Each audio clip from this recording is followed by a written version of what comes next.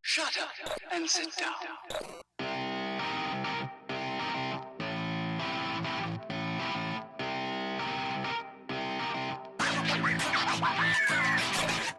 Hey, and welcome to the Freja MMA podcast, where it doesn't matter if you're a casual fan or a championship fighter. Join us in our discussion about the beautiful sport, which is mixed martial arts. Hey, and welcome to a new episode of the Freja MMA podcast. Today we're going stateside with your boy, Eryk Anders. We speak a bit about his upcoming fight against Darren the Dentist Stewart, March 13th, which is the same card as Khamzat Chimaev versus Leon Edwards. So if you're going to order the pay-per-view or watch it on Viaplay, UFC Fight Pass, or wherever it is, don't forget to order it. We talk a bit about how the corona is going for him in the States and why he changed his gym from Spartan Fitness to Fight Ready. He's a really great talent. Don't forget to give him a follow. But don't forget to subscribe and like this video too. It helps everyone, right? So without further ado, here is our interview with Eryk, your boy, Anders. So how are you doing, Eryk, first of all? Man, doing really well. That's good. So we're going to be talking a bit about your fight with Darren Stewart coming up. But let's start from the beginning, and anyone that wouldn't know who you are from the podcast, just give a bit of a brief information about yourself. I'm from San Antonio, Texas, former linebacker for the University of Alabama, won a national championship, brief stint in the NFL and the Canadian Football League. And yeah, been fighting ever since. So how did you start your MMA career, shall I say? Man, to be honest, the NFL thing didn't work. And I just found myself being bored, frustrated, and just angry all the time. Mm-hmm. So I was just really looking to go blow off some steam, train a little bit, work out, and man, really just fell in love with the sport and started training relentlessly ever since. That's a great way into the sport as well, coming from such a athletic background. Obviously in Europe here, that American football, as we like to call it, you probably just call it football. It's not such a big thing around here, but back there, I'm sure it is. What would you say is some things that you brought away from that sport to this sport now? I think there's just a certain level of grit and tenacity that you have to play football at a high level. Mm-hmm. Also with fighting, you're gonna have to eat some shots, battle back through some adversity, and football does a good job of putting you in these, bad situations, a lot over, the course of your, growing up in high school and college and, NFL if you're lucky enough to make it. So, you spend literally your whole life troubleshooting and figuring things out. Mm. And, I think those three things just translate very well into MMA. Yeah, exactly. Previously we've spoken a bit with other guests about the differences between like team sports and mixed martial arts, which isn't exactly a lone sport, but it comes down to finally you and another person in the cage. But the team kind of part of it is coming from the gym and the people that you surround yourself with that help build you. Do you see any differences between team sports and MMA and anything that's the likeness between the two? Yeah, it's a team sport in the sense that, man, you're not going to get better, just hitting the bag or, practicing submissions on a jiu-jitsu dummy, Mm-hmm. right? You need live people. You need, people to give you a reaction to help you train, to help you get better. And it's the same thing in football. The only difference is, or I guess the main difference is, when it comes for the competition, man, it's just you and the guy across the cage from you. Mm-hmm. In football, man, if I'm tired, if I'm hurt or whatever, I can, sub in. I can take myself out of the game and they'll put somebody in there for me. You can't do that You can't do that in MMA. Maybe there'll be a future format of kind of, tagging in Tag and team. out kind of thing. Yeah, we'll see. You never know. Yeah, if you take my idea now, I'm gonna want some money out of it. It's all you, baby. You got it. So as well, from my research, I saw that you had a few amateur fights in MMA. I'm guessing the amateur scene has changed a lot through the years. What was the amateur scene like when you started? Um, I would say just like everything else, it's evolved into more than what it was. Mm-hmm. That was quite a few years ago.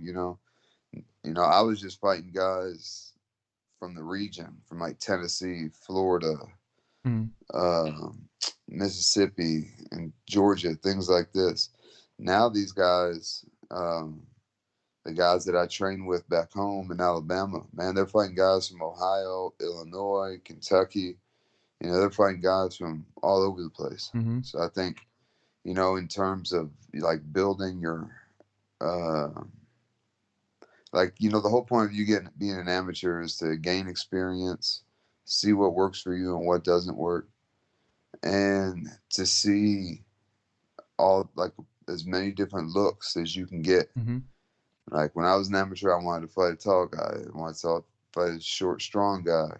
I wanted to fight, a jiu-jitsu guy, a boxer, a kickboxer, whatever. So that when you do it to a pro, excuse me. No problem. So We when was you all do it up to a late pro, last night. no, not too bad. It's just Sunday, dude. It takes forever for me to wake up on Sunday. Okay. It's more of an attitude more than anything Mm-hmm. else.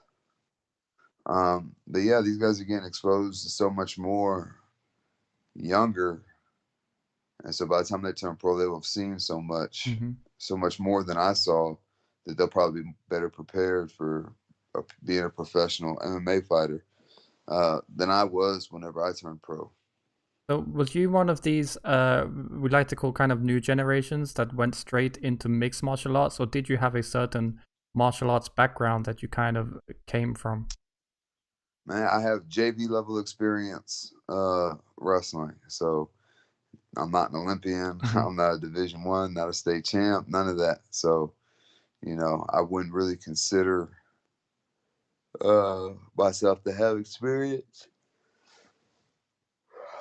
in combat sports, but man, with the way I train and how I do things, I think I've closed that gap considerably. Mm-hmm. So would you say that an amateur career is quite important to start with? I mean, there is a lot of people that just kind of come out and go straight into pro MMA, especially in the US. Would you say that the road that you took, first competing in amateur, is the best road to take? It was the best road for me. Mm-hmm. Everybody's journey is a little bit different. If you're an Olympic boxer or an Olympic caliber, Division I caliber, like wrestler, or I don't know if they have boxing in college, but if you're on that level, then you probably don't need a whole lot of amateur fights, because you're so good at one or two things that you're not going to see anything. You're not going to get the looks you want as an amateur anyway. So, Mm-hmm. but I would say have at least 5 fights, regardless of what your pedigree is. Just so, first of all, you want to know if you really want to do it, and you're not going to find out till you get late in the third round, or you get punched in the face, or eat a body shot or something. Yeah, exactly. There's a lot of things or you have to cut weight. There's a lot of fighters that are 1-0 or 0-1. Mm-hmm. There's a reason for that, because they find out that they don't like it. Yeah, everyone wants to be an MMA fighter until you get punched in the face and see That's that right. adversity kind of thing. You had a short stint in Bellator as well. What could you take from that as a comparison to the UFC? I mean, now we see people like Michael Chandon, who fought yesterday, coming over from Bellator and saying that he does believe that the UFC is the main product. It's the world's best. Would you say that from your time in Bellator, it has come to the same level as the UFC, or would you say that there is a top number one? Man, I only fought once for Bellator, Mm-hmm. and yeah, there's a big jump in competition from Bellator to the UFC. Mm-hmm. I think. Now, obviously, you have guys like Michael Chandler and who else has come over from Bellator to the UFC? I think there's quite a few, but I Um, can't really name any off the top of yeah, my head. Yeah, Volkanovski, yeah, not exactly. Volkanovski, the Volkov. heavyweight Yeah. Volkov. Yeah, and there's been a few, they're champions. They seem to do well in the UFC, so you know, I do think that like their champions are really good, but the how do you say it?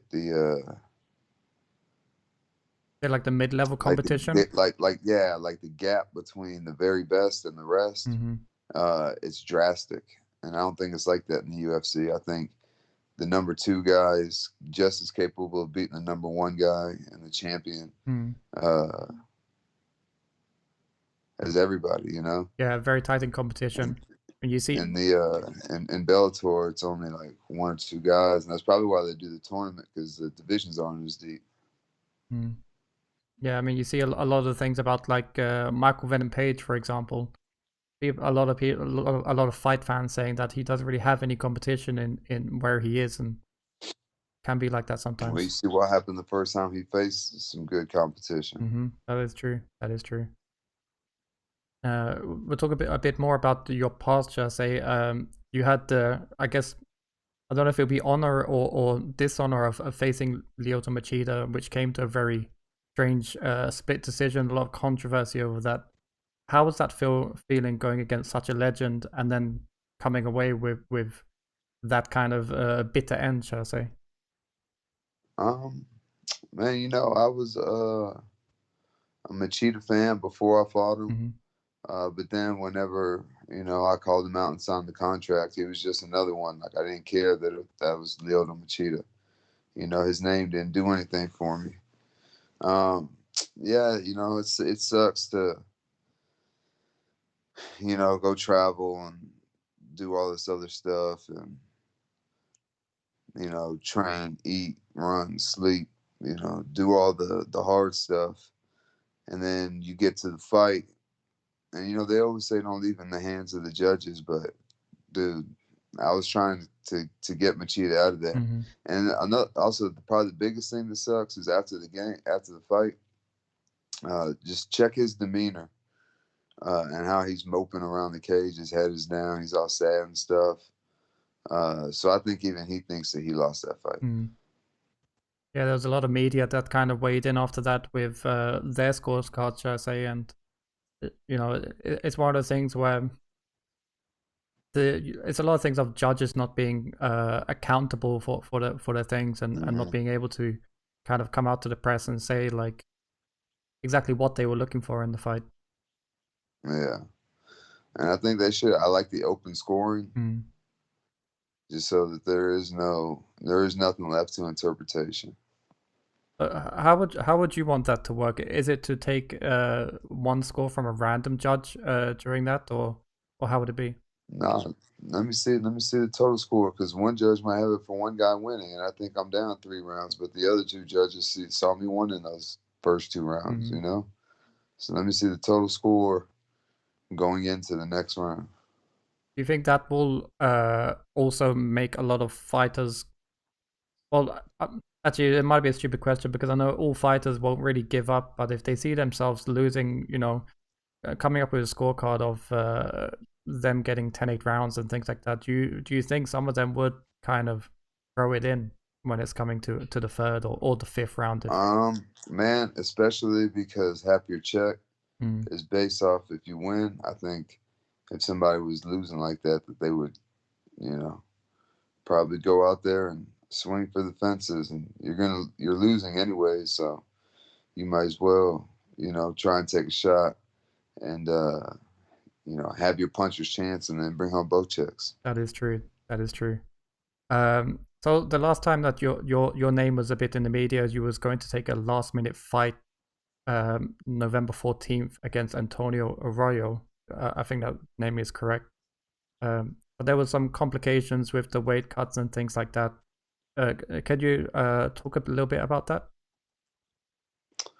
Yeah, for me I'm a bigger middleweight, so I need to, it's not just about dehydrating and stuff for me. Like I got to do it over time and slowly, Hmm. and I just didn't have the proper time to, do it safely, and you know, the commission saw fit to, scrap the fight and send me on my way. So they did, and that's what happened. And that was a missed opportunity for me. Hmm. Had a few of those in 2020, but looking to capitalize on what I have in front of me in this year.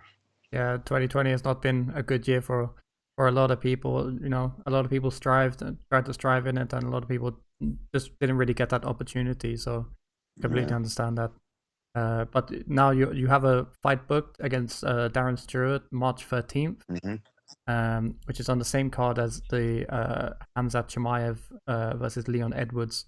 How do you feel going into this fight? Have you done a lot of homework on the dentist? Yeah, I probably watch more film on him than I have my other Hmm. opponents. Switch my fight camp up to fight ready out here in Arizona, which is where I'm at now. And yeah, just putting in the necessary work to go out there and beat the dentist. Are you looking forward to that main event as well? I mean, you do see Hamzat trying to compete in both middleweight and welterweight. Do you see him as maybe a potential fight in the future as well? Um, yeah, maybe. I think he keeps winning. I keep winning. I think he'll move up faster just because he's got the internet behind him. He's got buzz and stuff. Hmm. And obviously he's fighting like the number. I don't know what Leon Edwards is. He may be 10 or Yeah, I so. think he's in the top 10. Yeah, in that welterweight division, and he's so good at wrestling. His wrestling pedigree is so good that it's not going to matter if he fights at middleweight and guys have a couple pounds on him. Hmm. So he seems to be pretty tall, so he's got good stature for both weight classes. Um, yeah, I think he'll do okay. I think he'll be all right. So, do you enjoy this kind of push that the UFC is getting at the moment? I mean, of course, for a moment there, it was the only sports that was on TV, and with names like Khamzat Chimaev and Conor McGregor that we saw perform last night. Do you feel like it's better getting more eyes onto the sport because it will benefit you as well? Yeah, absolutely, man. The more people are watching, the more they can pay Hmm. the fighters. So yeah, um, everybody wants to get paid more. So Definitely, definitely. What do you think about things like these sponsorships? That's first of all, it was Reebok, and then UFC will now say that they would change to that from that.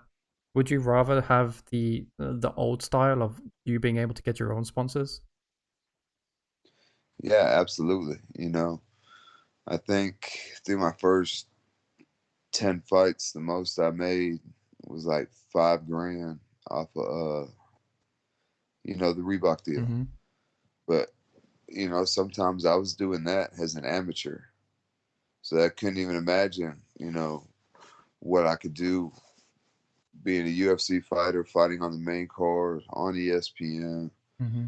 with the brand and logos and stuff on my shorts. So their whole deal was they didn't want guys walking around with like Condom Depot and things like that on their shorts. But then you watch a fight and they have a big Trojan condom uh, on the mat. So yeah, I would like the ability to like kind of generate my own money Mm. through sponsorships and things like that. But I'm sure that you still have these kind of sponsorships, but outside of fighting. Is that correct? Yeah, I have a few.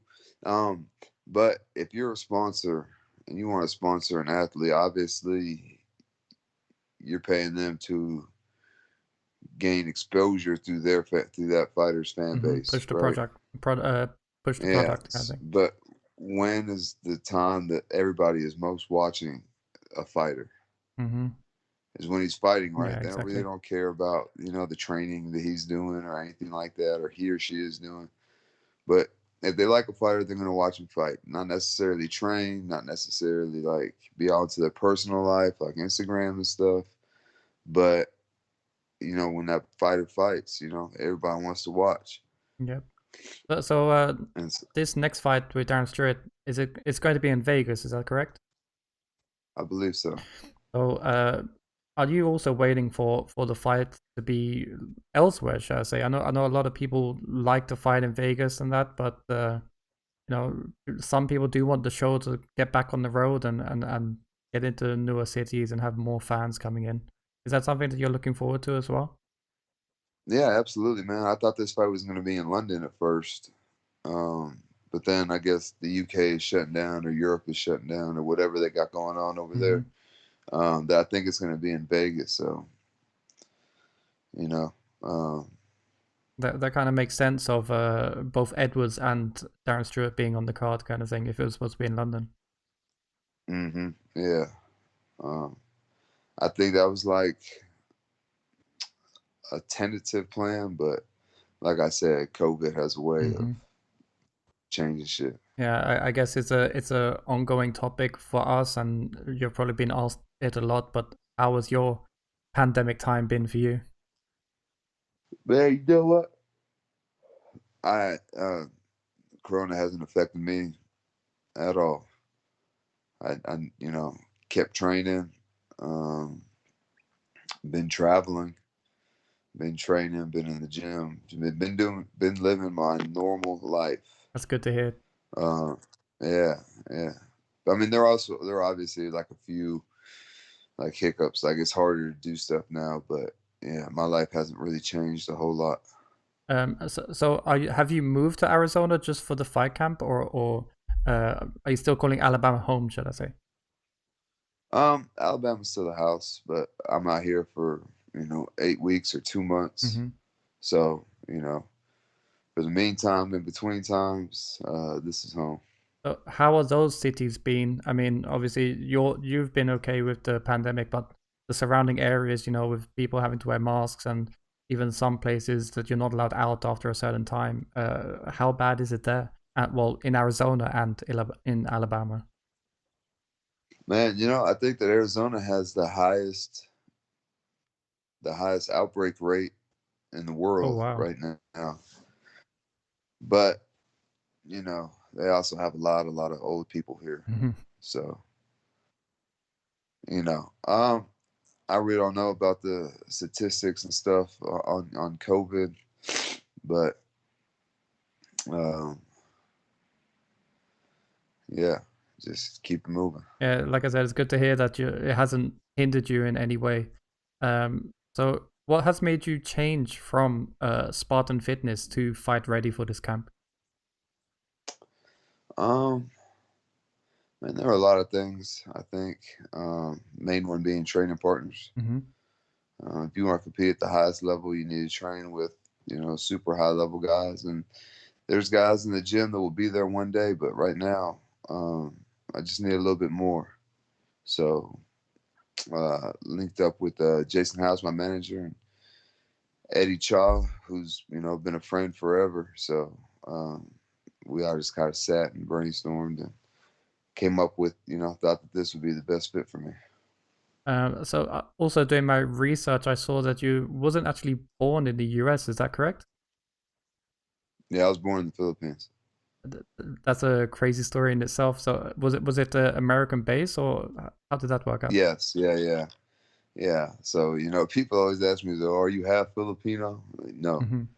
Are you? And I was like 2 whenever we moved, and I was born on an American base. So outside of like the topographical features, and like I said, I was 2, so I wouldn't even know anyways.